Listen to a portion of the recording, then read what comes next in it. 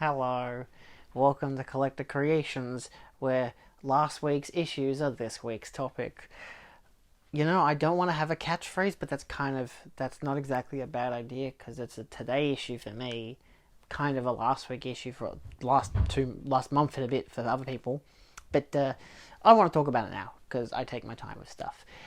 Today we're talking about bad artwork. I know, it's the best part of my job. Bad artwork and no special features. If that's the whole title of the video, then that's what you're getting. No, we're not talking about the curse of physical media and it's bad artwork. I'm not going to be that dramatic this time around.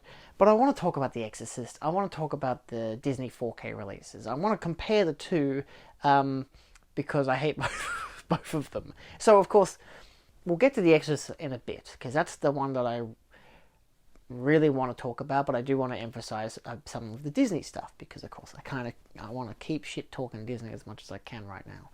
It's kind of fun.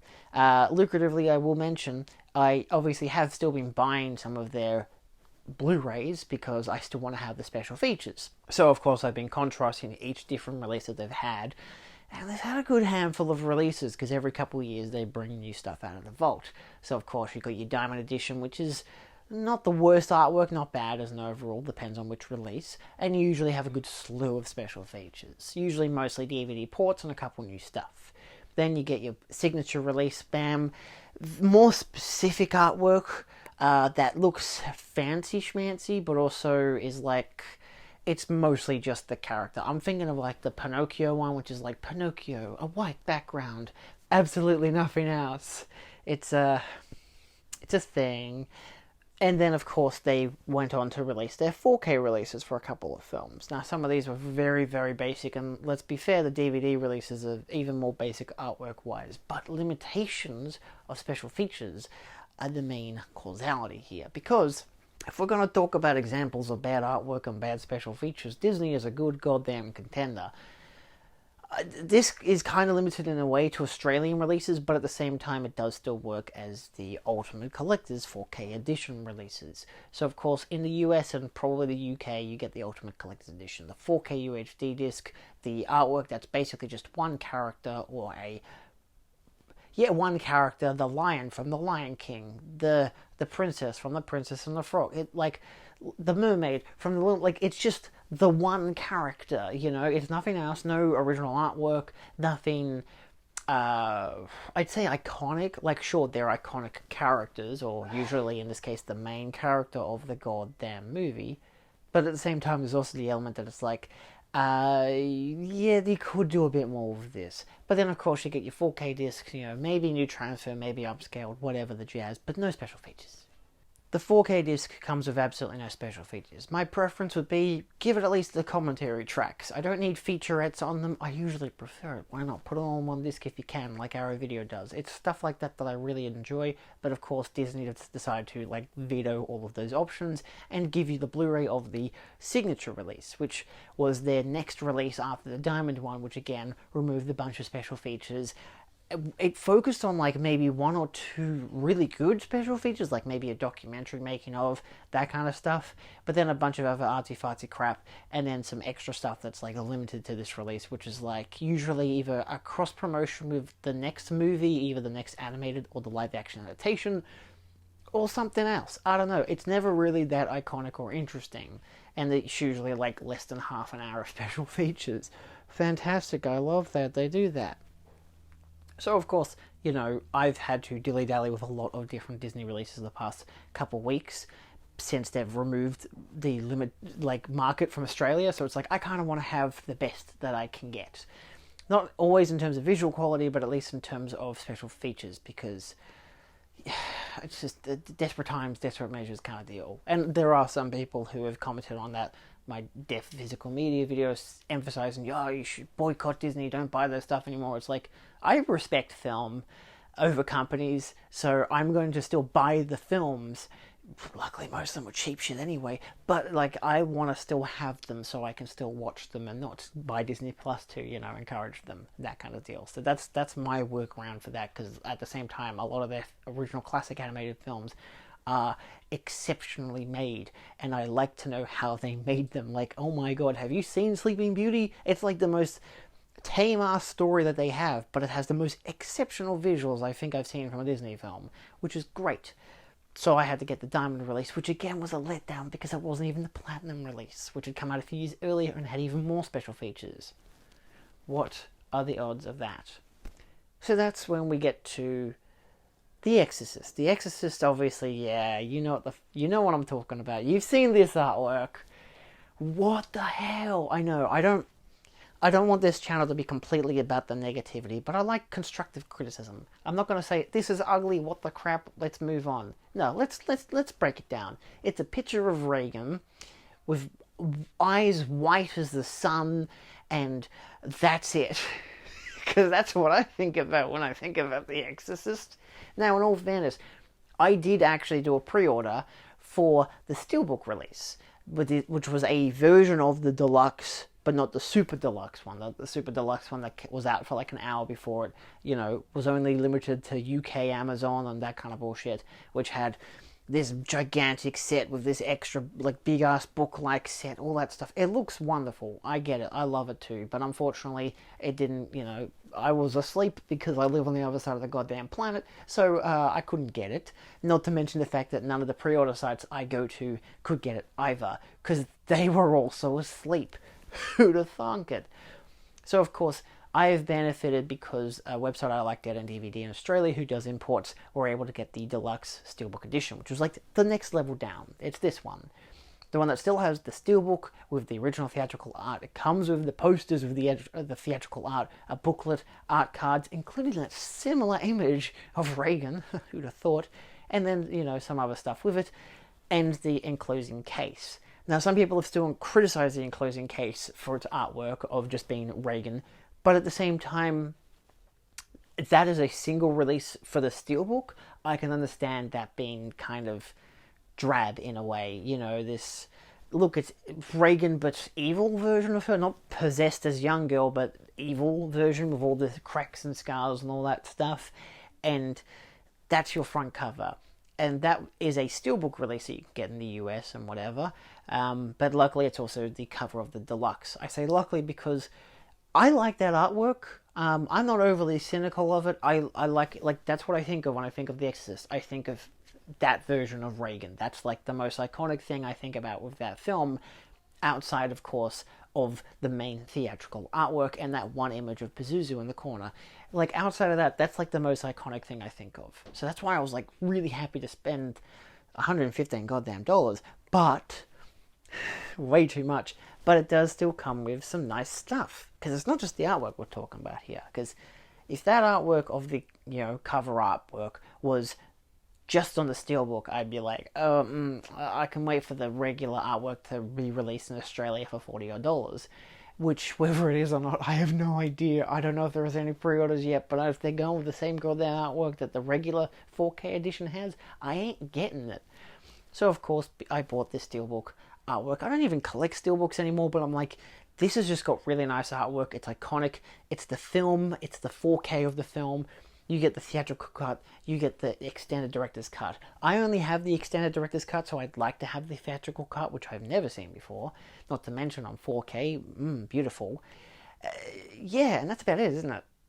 I don't think there's any special features. Like, from what I've seen, there is zil point of special features. If I look at my, where are you? I literally watched you the other day. Okay, now let's contrast here. I have the standard Australian release of The Exorcist. I don't like this artwork either. It is this artwork release, which actually, if I let it kind of shimmer on it a bit more, it's the stairwell. See, it's the stairs going down. It's like you're at the top of the stairs. So, yes, this is iconic. The stairs are iconic. There's literally a sign next to those stairs now saying, these are the iconic stairs featured in the 1974... Oh, I have no idea. There are so many dates on the back cover that I cannot tell when this movie actually came out. Either way, the 1970s version of The Exorcist, whatever. So, yeah, it does have the extended edition only, but it is still, and also look, the artwork on the disc is still the iconic artwork. Props there at least, because the bonus disc is nothing, but it comes with a bonus disc. And this is where I'm okay with spending the money on the 4K set, because this does come with, beyond comprehension, William Peter Blatty's The Exorcist. 40 years after his novel was published, The Exorcist author, screenwriter, and producer returns to where it all began. That sounds riveting. And then Talk to the Devil, never before seen documentary with Father Eugene Gallagher while at Georgetown University. William Peter Blatty heard about the true case of possession from Father Eugene Gallagher at the time. Okay, I don't even know what the hell these special features are about. I have not watched them. But at the same time, special features. I love me some special features. That's the main point I'm taking away from here. I like special features. It's just nice to have them. It's nice to know that people went to the effort to actually do something, you know? Even if these special features are like little featurettes, hopefully not that are like... I've had some Blu-ray releases of films where it's like, they've got a featurette. Wow, let me watch the featurette. Oh, it's just like a trailer for the movie? Wow. What? You know, like a feature that they'll put on, like, you know, pay-per-view TV, like they'll put it on Foxtel and whatnot, and be like, you know, between shows you're watching, here's a featurette for this movie which shows you a bit of how it was made, but mostly it's just, here's footage from the trailer, and then part of how it was made, and that's it, there's 3 minutes of your life. I love those. I don't love those. I can't. I'm exhaling and being sarcastic at the same time. That's this whole entire video for you, isn't it? But, yeah, so it's disappointing. As much as I still really like The Exorcist. I know, I mean, a lot of people do. A lot of people call it a horror masterpiece, and I do think it is a masterpiece of its own right. It's something that's very of its time in the essence of why I think it's scary. Like, there's a very time period-esque quality to it, but there's also a scary because you're a parent, scary maybe because seeing a girl your age, because you were probably a kid, watching it when you're not meant to be, getting possessed is kind of spooky scary, you know, stuff like that. I can't empathize either way. I have not been a little kid for a long time, especially I was never a little girl, so I can't rationale that, but I'm also not a mother or just a parent in general, so but still, it's still a really well-made film, you know. It's got great characters, it's got an interesting premise, it's got just stuff that's just, it's just interestingly done that no exorcism film has really kind of done. I think the latest Insidious kind of did a bit of a riff on it, but at the same time, with the MRI and whatever, but at the same time, nothing's really been done like that.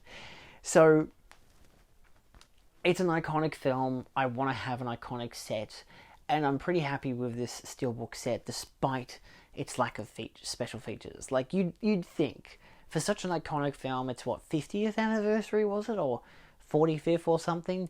You'd think, I'm pretty sure it's the 50th anniversary, it might have been a 1973 film. Either way, you'd think it would have special features. Especially stuff that's commemorative, like here's maybe a new featurette or documentary. I don't know, give this shit to like Criterion or Arrow or Imprint or someone. They'll put in the effort, you know. They'll be like, let's grab all these film historians, we'll give it a new commentary. I don't even think my Blu-ray has a commentary track. I have no idea. I have no idea what it has special feature wise, because it's kind of never been a thing to look at.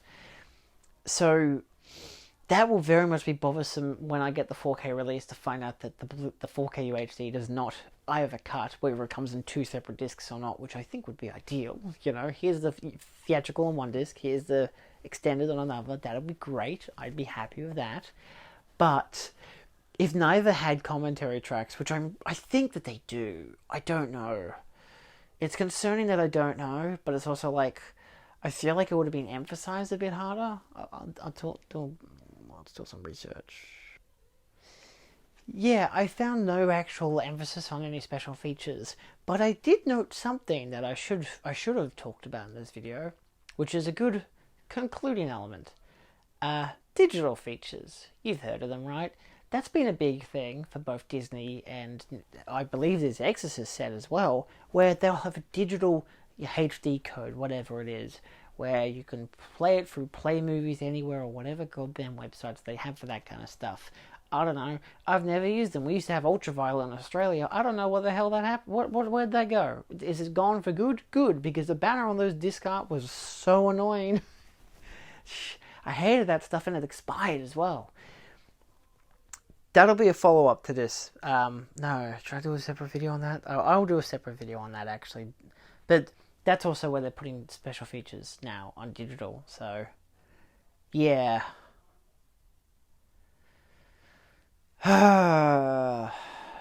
This is just...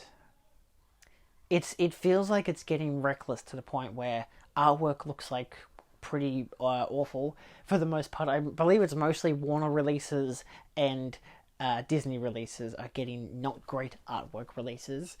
Their 4Ks are bare bones, their Blu-rays are either non-existent, or if they are existent, they don't have many special features, and they're usually from a maybe a couple of years older release, so it's not even the same transfer. Not to mention the fact that the special features you do get on it are very minimal and usually not fantastic, and then it's like, here's a digital code with all the special features, or the digital copy of the film, and it's like, cool, I guess, but I don't need... I don't use that stuff. I'll finish that off thoughts in another video, because I feel like that's worth its own discussion.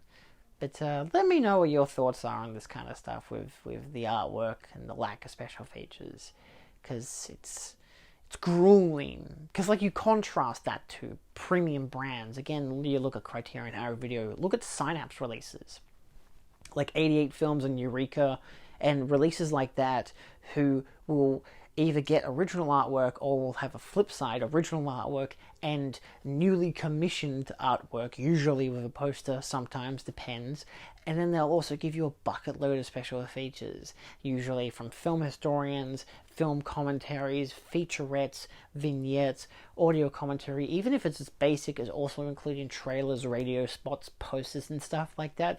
It's nice to have them, because they put in the effort. And then you look at the big brands who are just like, that's okay, people are going to spend $50 on our Blu-ray because it exists, not because there's actual any quality to it outside of just the new 4K scan with Dolby Vision and HDR10 grading. Like, that's still nice, but if I can get the exact same stuff for like the exact same price, maybe $10 extra from a different company, and actually get special features and nice artwork and a nice casing, holy crap, maybe I'm going to do that instead.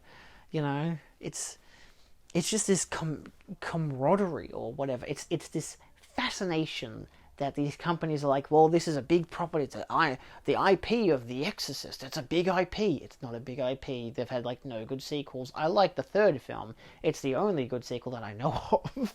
But like, you know, and then you got the David Gordon Green movie coming out later this year. It's like, I'm good, mate. He should have done like literally any other of these horror franchises to bring back. I know some people didn't like all of his Halloween films. I liked the first one and Halloween Ends. That's just a me thing. I didn't care for Halloween Kills. But like, he easily could have done like Friday the 13th or Nightmare on Elm Street, and he could have maybe done something interesting with it.